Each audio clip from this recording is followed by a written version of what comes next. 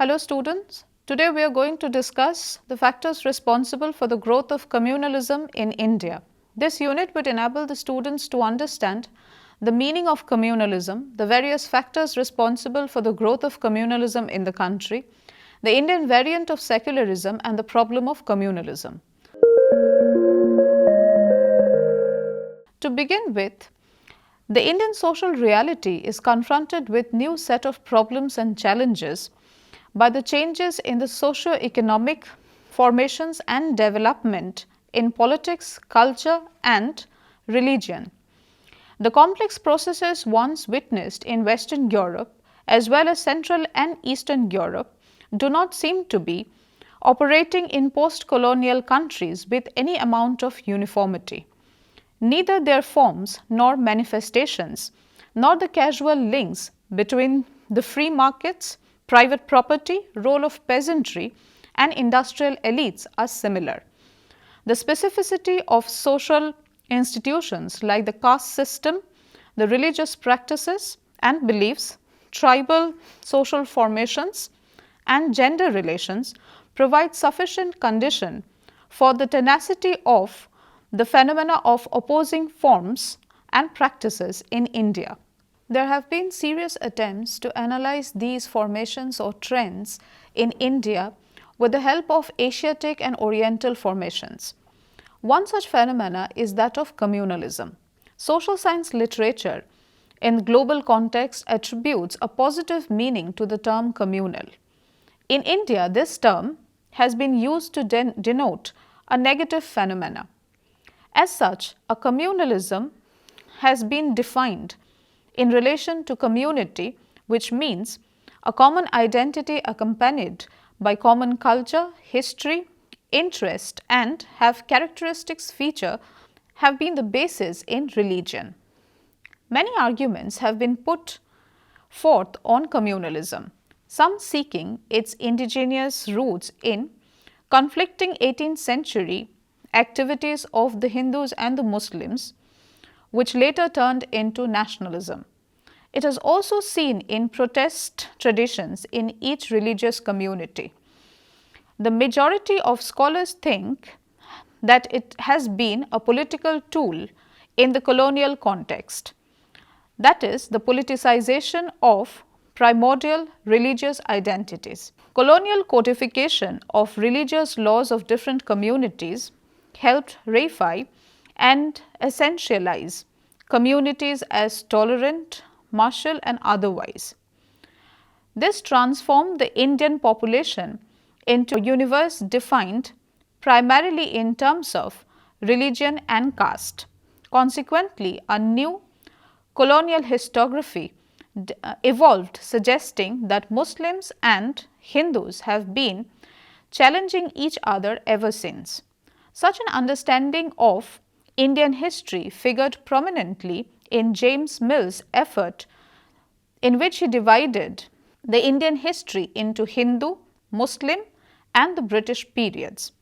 In constructing this communalist master narrative, local myths and oral traditions were often unofficially reproduced as historiographies in the gazetteers, which again became the basis for further history writing.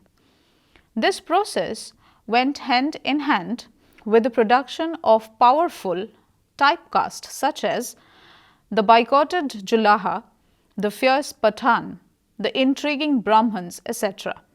Since these characters became transpersonal and transindividual, timeless and spaceless, they suggested a primordial spirit attached to specific caste or religious groups feeding into communalism. Thus, communalism was seen as an expression of caste as the well-defining culture of India. Thus, the split into two major religious groups can be traced back to the colonial times, when religion came to be considered as the only obligatory identity. Religion would outweigh variables of composite variety such as society, gender, culture, economy and politics. As such, communalism had their specific history and culture excluding and contesting each other. Seen from this angle, communalism is a strategic classification to make sense of the Indian others difference. When this colonial historiography began to be contested by local historiography, Hindus and Muslims had already been constructed into two different religious groups. Division developed further in the 1920s and in the 1930s in the Minority Report in the 1924 and culminated in the Nehru Report of 1928, which stated, "Communal problem of India is primarily a Hindu-Muslim problem." Now we come to the understanding of the meaning of communalism in India. An attempt to analyze the phenomena of communalism has introduced certain distortions. The erroneous conception of community as a religious caste or other ascriptive group focused thinking and research on incorrect lines. The other trend has been to understand communalism in relation to competing religious group identities. In this, communalism is believed and propagated that the social, economic and political interest of one religious caste and ascriptive groups are dissimilar, divergent and antagonistic to those of others. Communalism highlights only those aspects of religion which are antagonistic rather than those that are humanist, universal and syncretic in nature. In this sense, religion only is an instrumental cause of the growth of communalism. Communalism has emerged as a major obstacle to the building of a modern, progressive nation state and a secular democratic society. Communalism implies the negation and non-recognition of the logic of growing interdependence. To that extent, it is reactionary phenomena. Minority communities breeds a sense of insecurity and fear which is destructive of the self-confidence of the minorities themselves. If not controlled, we can see the consequences of unbridled communalism in multi-religious society, for example, Lebanon. But what is more is that unchecked communalism can lead to the brutalization of societies. The fear of disintegration often leads to situations where people are willing to tolerate suppression of civil liberties and normal judicial processes. Therefore, in the long run, uncontrolled communalism can lead to the death of democratic institutions themselves. Minority communalism, it is obvious today that it is fanning majority communalism. Communalism is not simply the mindfulness of religious identity. It can be described as a religion-based movement which makes a political claim for recognition as a distinctive and separate identity in one form or another in the state. The type of political claims that communal movements make, of course, varies from one region to another, from one country to another, depending upon the geographical factors and the concentration of population. Where minority populations tends to be concentrated, it is natural that in due course of time, these communal demands would take the territorial dimension. From various shades of autonomy to the extreme form of secessionism. This is the route in which these demands ultimately flow. On the other hand, if you have a situation where minority communities is dispersed and does not constitute a major concentration of population, its search and its desire to preserve its identity takes different forms. Therefore, communal movements need not take a uniform or single path to express their fear of loss of identity or to get their imaginary or real grievances remedied. Communalism has emerged as a major obstacle in this sense so far as the Indian democratic process is concerned. According to Professor Manmohan Singh, communalism implies negation and non-recognition of the logic of growing interdependence, and to that extent it is a reactionary phenomenon. The observation makes it necessary to examine the basis of the relationship between communalism as an ideology and the objective reality in the prevalent situation.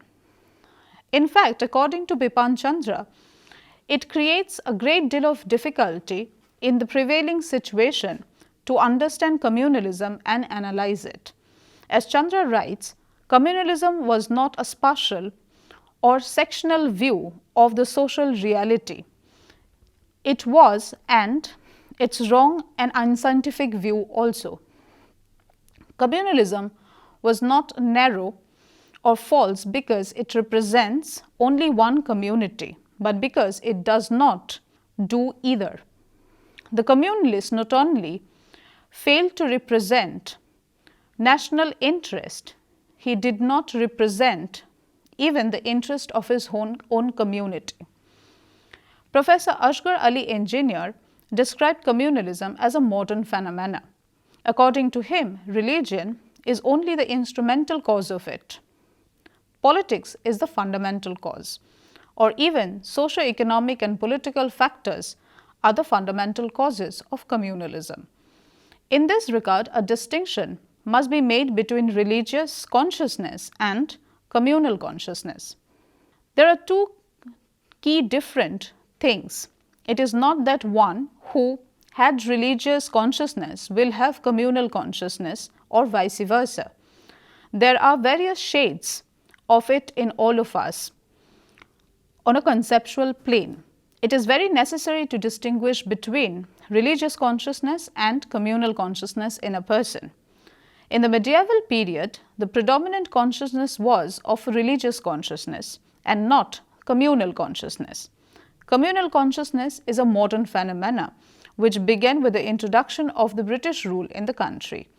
Structural changes took place in our socio-political system with the introduction of the British rule.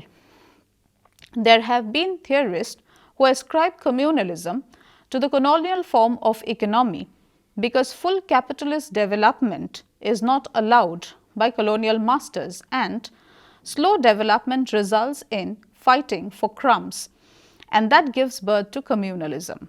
However, it is gross simplification to attribute communalism to colonialism or one single cause. Of course, the colonial economy did play a very vital role in promoting communalism and in giving birth to communalism. But to maintain that it is the only cause would be rather an oversimplification. Now we come to the various factors that are essentially responsible for the growth of communalism in the country. Several factors may be attributed to the cause and growth of communalism in India. Some scholars attribute this cause due to the stagnation of the economy during the British rule. The stagnant economy may have affected the aspirations and economic prosperity of certain sections within society. The section of society usually termed as middle class used communalism as a weapon for their own survival at the cost of other classes in the society. Subsequently, other leaders from the community and political parties joined to fuel the tension of communalism in India. This may be well illustrated with the emergence of modern politics with its root in the partition of Bengal in 1905 and the feature of separate electorate under Government of India Act 1909. Later, British government also appeased various communities through communal award in 1932, which witnessed strong resistance from Gandhi and others. All these acts were done by the British government to appease various communities, including the Muslims and the Hindus and other various sections of the society, for their own political needs. Since then, the feeling of communalism has deepened and has become the cause of hatred and unrest, fragmentation in the Indian society. One of the major causes of communalism is the colonial legacy. To trace the factors responsible for the growth of communalism, it is important to understand India's colonial legacy. When the European powers started coming to India in the late 15th century, India was inhabited by different faith and sects, including followers of Sanatana Dharma, Jainism, Buddhism, followers of Vedic order, Muslims, Christians, Jews, and followers of different tribal and regional cult-based and local and family traditions.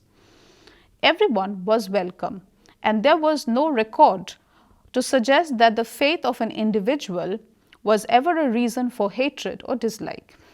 India became an important colony, supplying raw materials as well as cheap labor for the expansion of colonialism in the world, and also became a huge market for the finished goods.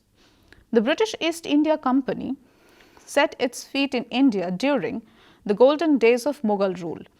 Gradually, the East India Company realized that the mighty Mughal Empire was doomed and smelled a future for itself in the political space due to the internal battle among different powers for supremacy. The 18th century hastened the decline of the Mughal Empire, and its prestige and power were lost owing to the War of Succession among different Mughal princes, where the regional powers became an active participant.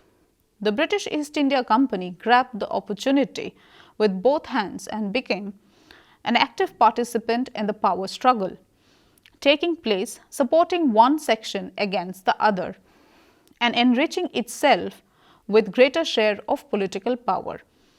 The relation between the Hindus and the Muslims started to deteriorate with the coming of the English and worsened as they fought to seize power and become masters of India.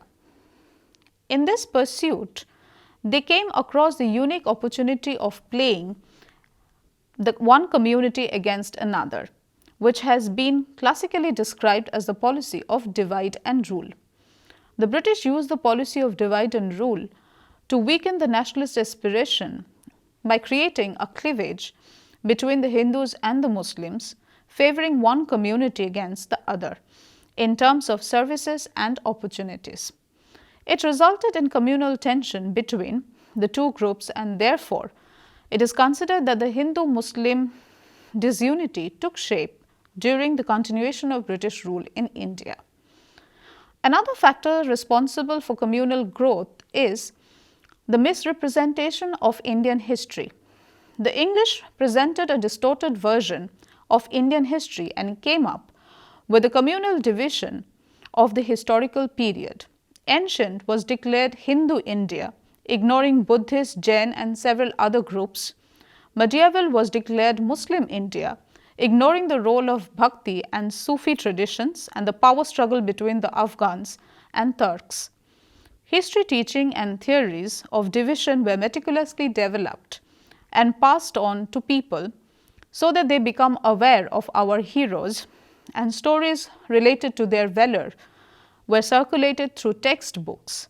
James Mill's division of Indian history into three phases, ancient, medieval and modern, became a framework for communalists from which they could construct their past and their present identities. Therefore, according to Romila Thapar, idea of the glorious past and the separateness of communities emanates from such construction. During the national movement, a strong Hindu religious element was introduced in the nationalist thought. The Orientalist writings, which glorified the Hindu religion and the period in history, became the basis for the propagation of rationalist ideas and pride for the motherland. In this process, the Muslims were seen as alien. Another factor responsible for the growth of communalism is the economic context of the country. Economic underdevelopment and scarcity can be considered to be one of the most significant cause of the growth of communalism in India. Underdevelopment of the economy leads to uneven development across communities. In the struggle over scarce resources, the middle classes of the community perceive themselves to be in stiff competition with their counterparts. In this context, the middle class elites of the community strengthens their demand by mobilizing the support of the masses of the community. To achieve this end, they formulate their grievances in terms of the ethos of the community and raise a few religious demands in order to appease the poor masses of the community. In this way, the economic rivalry between the petty bourgeois elite of two communities assumes a religious and communal basis.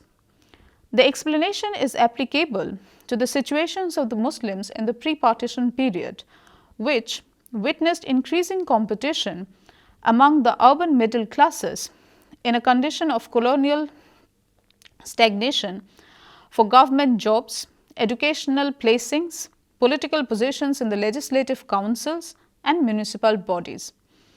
Political organizations like the RSS and Hindu Mahasabha, as well as the Muslim leagues, were also based on predominantly communal identity.